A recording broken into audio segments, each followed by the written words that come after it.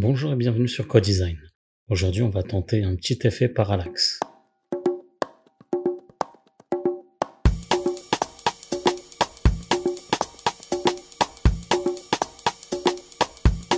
Alors, je commence par glisser mon dossier sur VS Code.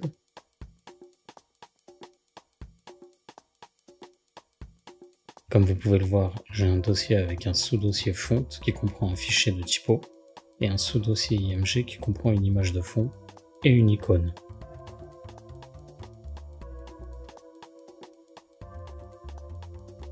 Je crée mon fichier index.html et je place ma structure.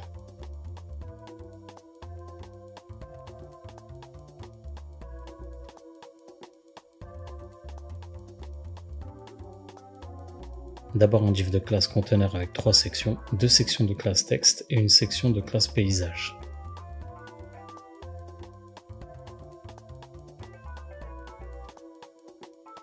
Dans la première section, je mets un titre dans une balise h2 avec un texte. Dans le deuxième div, je mets un autre div de classe ovni comprenant une balise img. Et dans la troisième section, je mets une balise h2 avec un texte.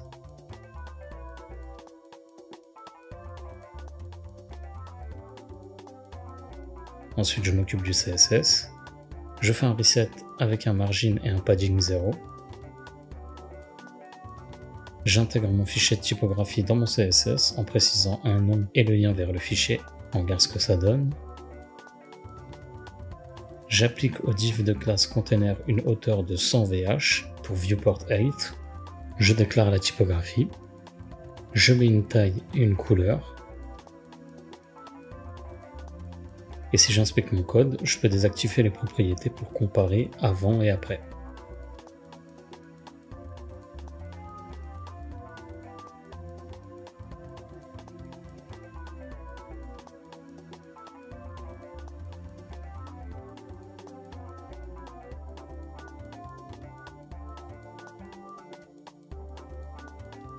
Dans mon CSS, je donne à mon div de classe ovni une position relative avec un top de 55% pour positionner mon image à peu près vers le milieu de l'image de fond.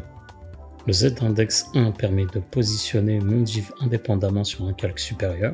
Alors c'est un peu comme le concept de Photoshop, vous avez un calque de base, et à chaque fois que vous augmentez le chiffre de base, donc vous passez de 0 à 1, 2, 3, 4, 5, etc., c'est comme si vous ajoutiez un nouveau calque sur lequel vous mettiez un élément en question, un élément ou plusieurs du reste. Et donc ça permet de positionner les éléments indépendamment du calque de base. Donc je donne une taille à mon image ensuite.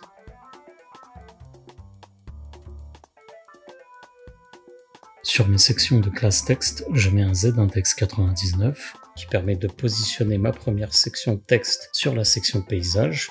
On peut aussi voir autrement en disant que c'est la section paysage qui va se placer en dessous de la première section de classe texte.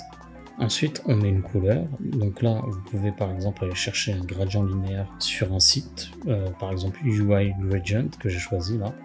Et c'est là que je récupère le code qui comprend des préfixes vendeurs. Donc si vous avez la flemme de taper le code pour récupérer un gradient linéaire, vous pouvez utiliser ce genre de choses. J'ajoute un display flex pour appliquer un align items qui centre le texte verticalement, puis je donne une taille de 180 VH. Alors j'ai mis 180, j'aurais pu mettre autre chose, mais on va partir là-dessus, on va voir ce que ça donne. En principe, un z-index ne fonctionne que sur des éléments positionnés ou sur des éléments flex, donc je mets en position relative.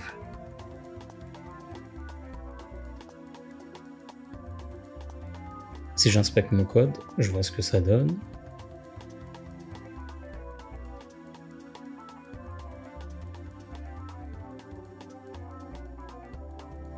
Pour la balise h2 de mes classes texte, je donne une largeur de 100% pour faire centrer le texte.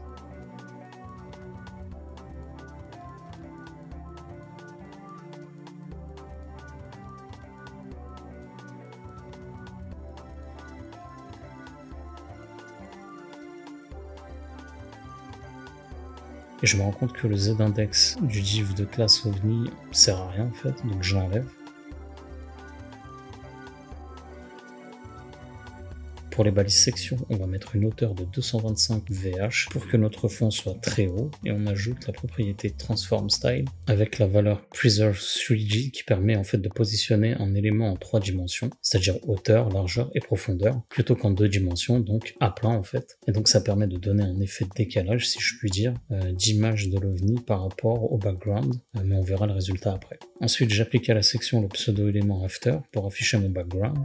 En fait, les pseudo-éléments permettent d'afficher des éléments qui ne se trouvent pas dans notre structure HTML. On peut parler d'éléments fantômes par exemple.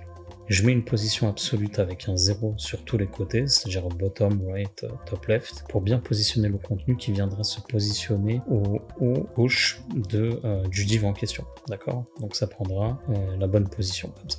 Ensuite, la propriété transform associée à la fonction translate_z va en fait repositionner un élément le long de l'axe Z dans l'espace 3D, c'est-à-dire plus près, plus loin du visiteur du site, et je peux utiliser en fait des valeurs négatives si je veux. Et donc la fonction scale que je vais ajouter permet de modifier la taille de notre background.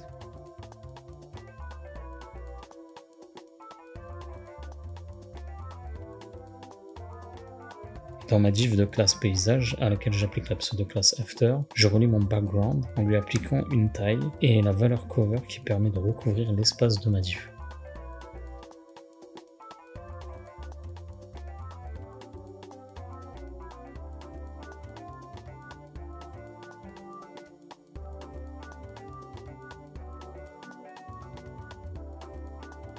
Enfin, dans mon conteneur, j'ajoute un overflow X pour enlever la barre de scrolling horizontale. Et j'ajoute une perspective pour jouer sur la distance entre le point de vue du visiteur et le placement de l'image de fond. Donc là, je la mets en pixels. Vous voyez maintenant le résultat, mais je vais quand même ajuster les divs de classe texte à 100 VH pour que ce soit mieux et voir ce que ça donne. Et voilà le résultat.